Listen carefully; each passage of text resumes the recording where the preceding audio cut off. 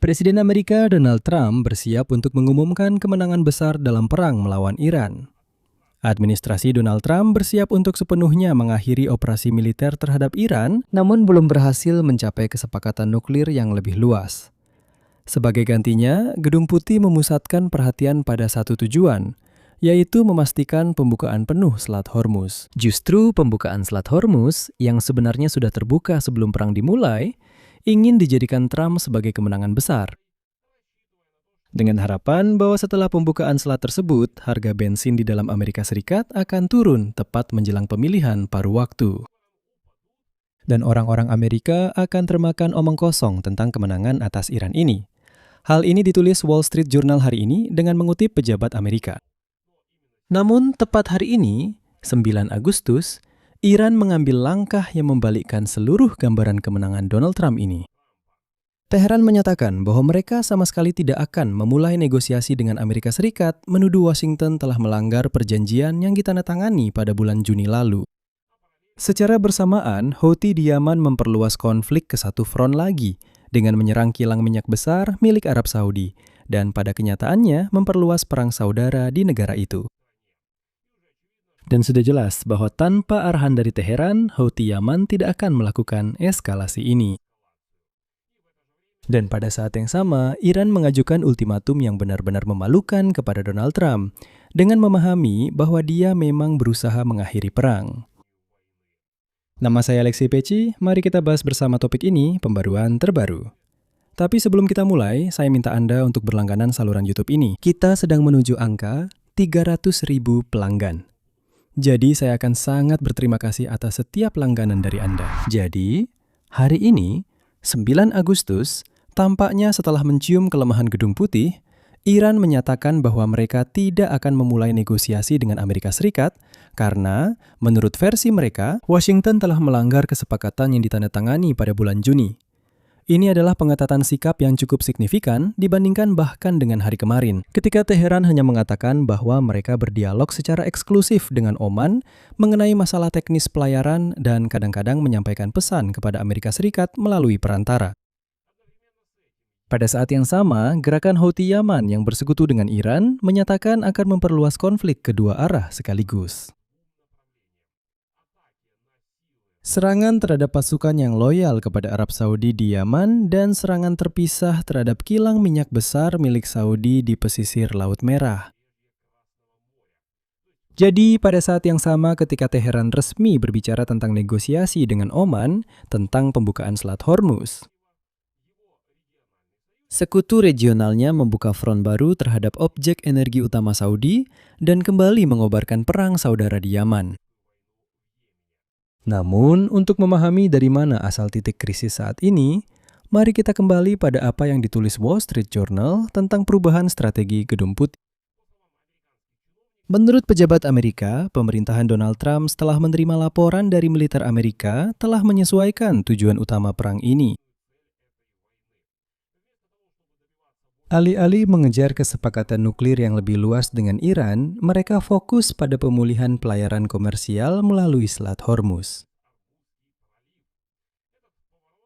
Perubahan ini terjadi setelah diskusi tertutup, di mana Donald Trump memberitahu para penasihatnya bahwa kesepakatan nuklir resmi tidak lagi menjadi syarat wajib untuk mengakhiri pertempuran. Pada dasarnya, semua tujuan perang yang diumumkan di awal kini sudah tidak wajib lagi. Dan tujuan baru dari perang ini hanyalah membuka Selat Hormuz. Yang saya ingatkan, sebelum perang sebenarnya sudah terbuka. Dan saya juga ingatkan bahwa tujuan awal dari perang ini, menurut kata-kata Donald Trump sendiri, adalah kapitulasi rezim Iran, bahkan mungkin pergantian rezim tersebut, lalu penghentian total program nuklir, dan kesepakatan mengenai program nuklir ini. Ditambah lagi, Trump mengatakan, kita akan mengambil semua uranium yang sudah diperkaya dari orang-orang Iran ini. Lalu penghentian program rudal dan program drone, penghapusan semua kekuatan proksi Iran di seluruh wilayah. Oh iya, lalu muncul juga tujuan untuk membuka Selat Hormuz, yang sebenarnya sudah terbuka. Intinya, sekarang semuanya hanya berharap, semoga saja, tolong, bukakan Selat Hormuz untuk kami, dan orang Amerika akan menganggap bahwa mereka telah menang dalam perang ini. Menurut perwakilan Gedung Putih, serangan Amerika Serikat telah menghancurkan 3 fasilitas utama program nuklir, sehingga Teheran tidak dapat segera melanjutkan pengayaan uranium. Dan bahan nuklir yang tersisa jauh di bawah tanah dikatakan sepenuhnya tidak dapat diakses oleh orang Iran. Jadi, ya untuk apa melanjutkan perang? Washington beranggapan bahwa kemampuan intelijen Amerika untuk memantau situasi serta ancaman intervensi militer yang masih ada akan cukup sebagai faktor penahan jangka panjang terhadap upaya Iran untuk memulihkan infrastruktur nuklirnya. Dan di sini ada hal yang menarik. Saat ini, pemerintahan Trump merujuk pada data yang menyatakan bahwa pada tahun 2025, saya ingatkan pada bulan Juni, selama perang 12 hari. Angkatan Udara Amerika sepenuhnya menghancurkan 3 objek nuklir utama di Iran. Dan setelah itu, tentu saja ada pintu masuk ke objek-objek tersebut. Dan intelijen Amerika secara ketat memantau pintu-pintu masuk itu. Dan begitu mereka melihat bahwa orang Iran benar-benar mencoba mengambil uranium yang diperkaya dari sana, mereka bisa langsung melakukan serangan lagi ke lokasi tersebut. Tunggu dulu, lalu kenapa harus kembali ke perang tahun ini? Jika kita kembali ke titik di mana seolah-olah fasilitas nuklir itu sudah dihancurkan, lalu untuk apa kita kembali ke perang pada 28 Februari? Jadi Trump yang berjanji akan menandatangani perjanjian nuklir yang lebih baik daripada yang ditandatangani oleh Barack Obama, dan ingat di awal perang dia berkata, Barack Obama menandatangani perjanjian nuklir yang sangat buruk, saya akan menandatangani yang jauh lebih baik. Itu akan sangat-sangat hebat. Itu akan berlaku selamanya. Itu akan bertahan selama berabad-abad. Dan tidak ada satupun generasi Amerika yang akan kembali membahas topik ini lagi. Pada akhirnya, Trump benar-benar menolak gagasan perjanjian itu. Dia berkata, dengar, sudahlah, lupakan saja perjanjian nuklir itu. Ayo kita lakukan seperti sebelum perang. Buka saja Selat Hormuz, kembalikan harga bensin yang normal di Amerika Serikat, adakan pemilu, dan lupakan saja soal Iran ini. Ya, memang tidak berhasil, tapi kita umumkan saja bahwa ini tetap sebuah kemenangan. Tapi tetap saja, seberapapun Trump membanggakan diri, Iran bisa merasakan kelemahan ini. Sekretaris Dewan Keamanan Nasional tertinggi Iran, Muhammad Bagher Zalgadar, menyatakan bahwa Amerika Serikat harus mencabut blokade angkatan laut dan menarik semua pasukannya dari wilayah sekitar Iran. Membayar reparasi dan ganti rugi perang, mencairkan aset-aset Iran, serta menghentikan serangan terhadap sekutu Iran di kawasan dan ancaman terhadap Teheran.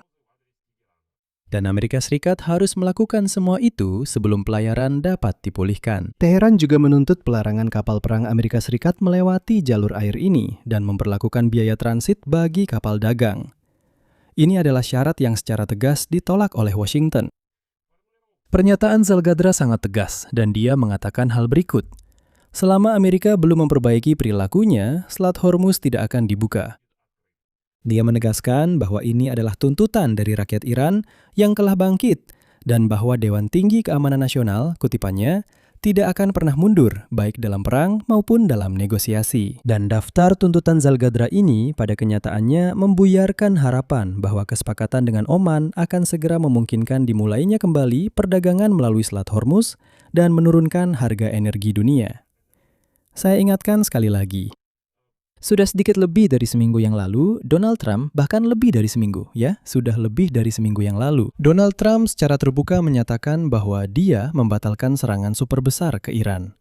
Dan dia juga menyatakan bahwa besok kesepakatan akan ditandatangani, Selat Hormuz akan sepenuhnya dibuka. Beberapa minggu sebelumnya, dia sebenarnya menyatakan bahwa Selat Hormuz memang sudah terbuka. Dan saya pun bertanya-tanya, lalu untuk apa kesepakatan itu?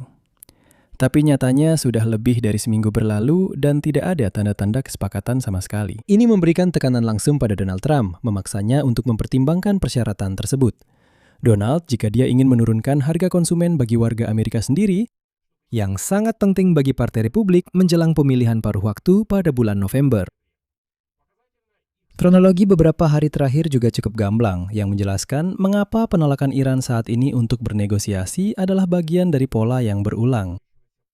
Pada 2 Agustus lalu, Trump menyatakan bahwa ia membatalkan apa yang ia sebut sebagai operasi militer terbesar yang direncanakan Amerika Serikat sejak Perang Dunia Kedua. Setelah Arab Saudi, Uni Emirat Arab, dan Iran sendiri menurutnya mendesak untuk menempuh jalur diplomasi. Dan tepat sehari sebelumnya, dia kembali berkata, Dengar, mereka memohon padaku.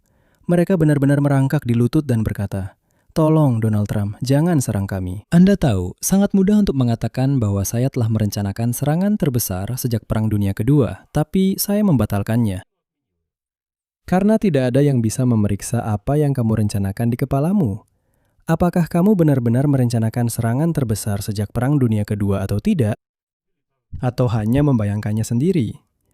Jadi, semua skenario tentang apa yang mungkin terjadi, itu adalah ladang yang subur untuk segala macam manipulasi. Artinya sekarang orang bisa saja berkata, "Ya, kami sebenarnya berencana entah menyerang dengan senjata nuklir, menghapus Iran dari muka bumi, tapi mereka memohon kepada kami agar tidak melakukannya. Dan akhirnya saya tidak melakukannya. Tapi siapa yang tahu, apakah dia benar-benar merencanakannya atau tidak?" Jadi pada akhirnya Amerika Serikat dan Israel saat itu menghentikan serangan baru ke Iran demi mencapai kesepakatan untuk membuka Selat Hormuz. Itu terjadi pada 2 Agustus. Pada 5 Agustus, Donald Trump mengatakan bahwa dia terlibat langsung dalam negosiasi. Berikut kutipannya, "Saya rasa semuanya berjalan sangat baik. Saya terlibat dalam negosiasi, saya rasa semuanya berjalan lancar. Mungkin ini akan terjadi segera." Pada 7 Agustus, Donald Trump menyatakan, kutipan, "Mereka ingin membuat kesepakatan. Dengarkan, itu jelas. Mereka tidak ingin terkena pukulan, mengerti? Mereka ingin bernegosiasi. Jadi kita lihat saja nanti." Nah, sekarang, tanggal 9 Agustus, orang-orang Iran mengatakan, "Pertama-tama, kami tidak melakukan negosiasi dalam beberapa hari terakhir. Dan kami tidak ingin bernegosiasi dengan orang Amerika." Dan pada hari yang sama, Direktur Dewan Ekonomi Nasional Gedung Putih, Kevin Hassett, mengakui bahwa harga bensin di Amerika Serikat sedikit terlalu tinggi. Kutipannya, "Tapi kami bisa mengatakan bahwa itu jauh lebih rendah daripada yang diharapkan orang-orang. Harga rata-rata bensin di negara ini adalah $4.04 per galon. Meskipun harganya sedang turun. Anda mengerti, itu hanya alasan." Ini lagi-lagi mengingatkan pada propaganda Rusia, di mana mereka ingat pernah ada pertumbuhan negatif. Nah, pejabat Amerika mengatakan bahwa, "Dengar ya, harga bensin memang naik, tapi kenaikannya tidak sebesar yang dibayangkan sebagian orang. Ada yang mungkin bahkan mengira akan menjadi $5 per galon. Tapi kan tidak sampai 5. Hanya $4.04 saja. Bukan 5, seperti yang diperkirakan sebagian orang." Namun pada hari yang sama, Wakil Presiden Amerika Serikat J.D. Vance memberikan penilaian yang jauh kurang optimis terhadap negosiasi yang sama. Dia mengatakan bahwa proses negosiasi dengan Iran akan penuh intrik dan memakan waktu, menyebut orang-orang Iran sebagai pihak yang sangat sulit dengan sistem yang terpecah-pecah. Jadi, hanya dalam waktu 1 minggu, retorika Washington berubah dari "kesepakatan akan tercapai besok, semuanya berjalan dengan baik." Hingga hari ini, Iran bahkan menolak untuk duduk di meja perundingan, dan Amerika Serikat berencana keluar dari perang tanpa kemenangan apapun. Nah, orang-orang Iran benar-benar yakin bahwa Donald Trump ingin keluar dari konflik dan fokus pada pembukaan selat. Oleh karena itu, mereka bermain sangat keras. Jadi, Donald Trump sendiri pernah mengatakan sebuah kalimat yang keren. Dulu, Trump pernah mengucapkan kalimat yang sangat luar biasa. Saya sangat menyukainya. Dia berkata, "Begitu kamu menunjukkan kepada lawan atau pihak lawan bahwa kamu tertarik untuk membuat kesepakatan, perjanjian, dan sebagainya, kamu sudah kalah. Selesai." Begitu pihak kedua menyadari bahwa kamu sangat tertarik dengan hal itu, mereka akan mulai memanipulasi, bermain keras, menetapkan tuntutan yang berat, dan sebagainya. Sekarang, Donald Trump sendiri berada dalam situasi seperti ini dengan Iran. Tapi masalah bagi Donald Trump juga muncul di dalam Washington sendiri. Sehari sebelumnya, Senat Amerika Serikat menyetujui pendanaan sementara, namun pemerintah tidak mendukung permintaan Donald Trump untuk mengalokasikan sekitar $70 miliar untuk pengeluaran militer dalam operasi militer melawan Iran.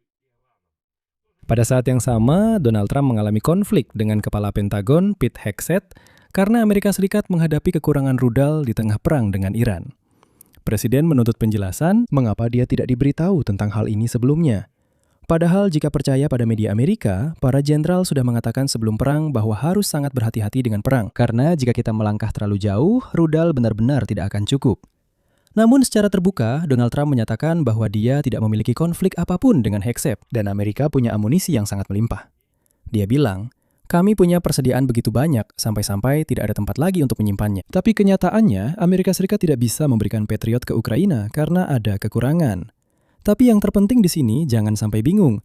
Seperti yang Anda pahami, ini adalah 2 realitas berbeda di dalam kepala Donald Trump yang sama. Nah, dan ini membawa kita ke bagian yang paling mengkhawatirkan. Amerika Serikat memang menghadapi penurunan persediaan banyak jenis senjata penting yang bisa mempengaruhi kesiapan mereka untuk potensi konflik dengan Rusia atau Tiongkok. Hal ini sudah ditulis oleh New York Times. Dan menurut data dari media tersebut, militer Rusia dan Tiongkok dengan cermat memantau seberapa cepat Amerika Serikat menghabiskan amunisi dalam perang ini. Dan di Washington khawatir bahwa Moskwa dan Beijing bisa mempertimbangkan informasi ini saat merencanakan aksi militer mereka sendiri. Pentagon telah menghabiskan sejumlah besar rudal dan sistem pertahanan udara yang persediaannya sulit untuk segera diisi kembali, dan pemulihan persenjataan bisa memakan waktu lama bahkan jika pendanaan ditingkatkan. Namun pejabat Amerika secara resmi menegaskan bahwa Amerika Serikat tetap memiliki kemampuan militer yang diperlukan. Namun, situasi stok saat ini sudah memaksa Pentagon untuk segera mempercepat produksi. Dan hari ini diketahui bahwa Gedung Putih memberi perusahaan pertahanan waktu 21 hari untuk secara drastis meningkatkan produksi amunisi. Dan di sini ada dua fakta yang agak tidak cocok. Jika kita tetap percaya pada Donald Trump, karena Donald Trump meyakinkan bahwa ya tidak ada kekurangan amunisi, bahwa gudang-gudang penuh. Dan sebenarnya senjata ini tersebar di seluruh dunia. Begitu saja dan itu ada di tanganmu. Jika memang begitu, lalu mengapa harus menuntut perusahaan senjata untuk secara drastis meningkatkan produksi amunisi? Ada sesuatu yang tidak cocok di sini. Kesimpulannya, jika percaya pada Wall Street Journal, maka pemerintahan Donald Trump sebenarnya telah mengabaikan tujuan awal perang ini, yaitu perlucutan senjata nuklir Iran secara penuh. Dan mereka hanya fokus pada pembukaan Selat Hormuz yang sebelum perang pun sudah terbuka. Bahkan tujuan yang sudah dipangkas ini pun tampaknya sulit tercapai, karena dalam seminggu terakhir sikap Washington berubah dari kesepakatan hampir siap menjadi pernyataan langsung hari ini. Penolakan Teheran untuk bernegosiasi dengan dalih pelanggaran kesepakatan bulan Juni. Tapi kita paham, Teheran sebenarnya hanya mencium kelemahan. Pada saat yang sama, konflik ini secara fisik meluas ke seluruh Timur Tengah. Hari ini Houthi menyerang kilang minyak Arab Saudi, membuka front baru dan titik eskalasi baru, tepat pada saat jalur diplomatik. Kalau kita percaya semua omongan Trump, seharusnya sedang bergerak menuju penyelesaiannya. Dan di latar belakang, Kongres juga memangkas pendanaan untuk perang yang berkepanjangan. Presiden Trump berselisih dengan menteri perangnya sendiri karena kekurangan rudal. Dan penipisan ini sudah dipantau di Moskow dan Beijing. Artinya, para lawan potensial dalam konflik yang jauh lebih besar, untuk saat ini hanya mengamati saja. Secara umum, kita akan lihat bagaimana akhir dari perang ini berkembang, tapi sudah jelas bahwa Trump akan berusaha sekuat tenaga untuk menurunkan ekspektasi dan sebisa mungkin mengaburkan tujuan awal perang ini yang ia tetapkan sendiri. Secara umum, saya akhiri sampai di sini. Tulis pendapat dan kesimpulan Anda di kolom komentar di bawah episode ini.